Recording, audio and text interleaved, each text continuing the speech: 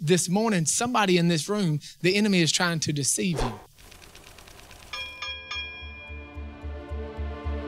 He is trying to deceive you that things would be better, or life would be better, or it would be better if you weren't here, or if you gave up, or if you quit, or if you wasn't even part of the equation. The only reason these things have happened to you in life is because of this, and it's really just be better if you're not here. You're so dealing with this and you've tried to beat it so many times, just quit. Just stop. You've hoped for this marriage, you believe for your husband, and things ain't getting better, just quit. Y'all could be friends, you could raise these kids. There's so many other ways to do this. You don't have to live like this. You don't have to do this. You don't have to go through this. Just quit. That's the voice of the enemy. That's the manipulating, that's the lying, that's what the enemy does.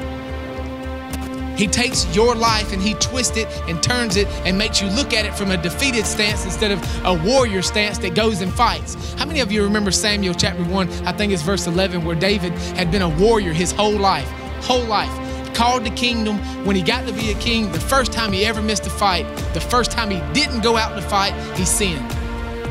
David was a guy, King David, you probably know him as, he had a sexual problem.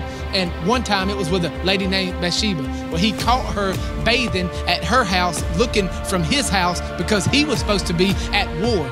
Your Bible says, and when the season came, when the men and the kings were out to war, David stayed home. Well, David got to where he was at because he fought.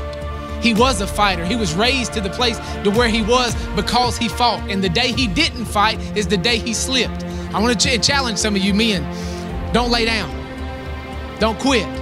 Don't walk away from your children, your family. Listen, if marriage, if family, if finances, if dope, drugs, porn, sex, anything, if any of that's a fight, you were made for the fight. Stand up and fight. Don't lay down. Don't quit. Everybody else is fighting. I ain't going to church this morning. That's not the answer. Oh man, it's too tough. I ain't feeling good. Well, fight.